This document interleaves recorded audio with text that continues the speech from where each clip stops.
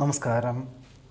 അത്തം നക്ഷത്രത്തിൽ ജനിച്ചവർക്ക് ഈ ഫെബ്രുവരി മാസത്തിൽ ഔദ്യോഗികമായിട്ടുള്ള മേഖലകളിൽ ഏറ്റവും ചുമതലകൾ വർദ്ധിക്കുന്ന ഒരു വിഭാഗം ഏറ്റെടുക്കേണ്ടതായ സാഹചര്യങ്ങൾ വന്നു ചേരും. ചിലർക്ക് ഉടമസ്ഥരുടെ നിർബന്ധത്താലായിരിക്കാം, മറ്റു ചിലർക്ക് മേലധികാരി മറ്റ് ജോലികൾ നേടിപ്പോയതിനാലായിരിക്കാം. എന്തായാലും ഏറ്റെടുക്കേണ്ടതായ സാഹചര്യങ്ങളെല്ലാം തന്നെ ഭംഗിയായിട്ട് ഏറ്റെടുക്കും. പക്ഷേ അതിൽ നിന്നും സ്ഥാനമാനങ്ങളോ അല്ലെങ്കിൽ സാമ്പത്തികമായിട്ടുള്ള നേട്ടങ്ങളൊക്കെ തന്നെ ജൂൺ മാസത്തിന് ശേഷം മാത്രമേ ഉണ്ടാകുവാൻ സാധ്യതയുള്ളൂ.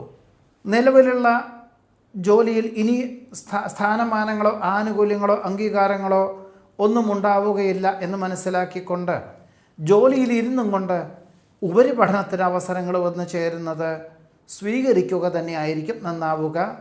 വാക്കും പ്രവൃത്തിയും ഫലപ്രദമാക്കി തീർക്കുവാനായിട്ട് പലപ്പോഴും അഹോരാത്രം പ്രവർത്തിക്കേണ്ടതായ സാഹചര്യങ്ങൾ പോലും ഫെബ്രുവരി മാസത്തിൽ അത്ത നക്ഷത്രത്തിൽ ജനിച്ചവർക്ക് വേണ്ടി വരുവാനിടയുണ്ട്.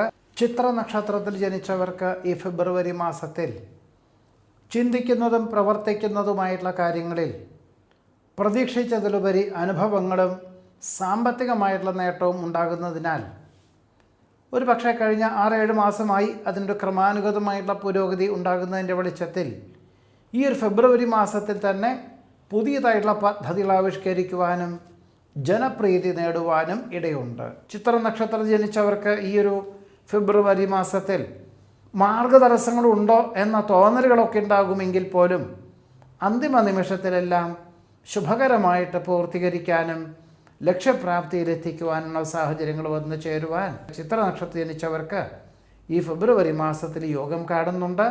ചോതി നക്ഷത്രത്തിൽ ജനിച്ചവർക്ക് ഈ ഫെബ്രുവരി മാസത്തിൽ പദ്ധതി സമർപ്പണത്തിൽ അനുകൂലമായിട്ടുള്ള വിജയം കൈവരിക്കുന്നത് വഴി തൃപ്തിയായിട്ടുള്ള ഉദ്യോഗം ലഭിക്കും എന്ന് ഉറപ്പാകും. അതേപോലെ തന്നെ വിദ്യാർത്ഥികൾക്കും ഗവേഷകർക്കും ശാസ്ത്രജ്ഞർക്കും അനുകൂലമാകും വിധത്തിൽ പദ്ധതി സമർപ്പിക്കുവാനും പരീക്ഷകളെല്ലാം തന്നെ ഭംഗിയായിട്ട് എഴുതാനും സാധിക്കുന്നതുമാണ്. വ്യാപാര വിപണന വിതരണ മേഖലകളോട് ബന്ധപ്പെട്ട് പുതിയ ഭരണ സംവിധാനവും പുതിയ പ്രചരണ രീതികളും കഴിഞ്ഞ 6-7 മാസമായിട്ട് അവലംബിക്കുന്നതിൻ്റെ വെളിച്ചത്തിൽ ക്രമാനുഗതമായിട്ടുള്ള പുരോഗതിയൊക്കെ ഉണ്ടായിരുന്നു. ഇനിയും ഈ ഒരു നില തുടർന്നാൽ പോരാ, വിപുലീകരിച്ചാൽ മാത്രമാണ് നേട്ടമുണ്ടാവുകയുള്ളൂ എന്ന് മനസ്സിലാക്കിക്കൊണ്ട് അതിനുള്ള പദ്ധതികൾ ആവിഷ്കരിക്കാൻ അവസരം വന്നു ചേരുവാൻ ഇടയുണ്ട്.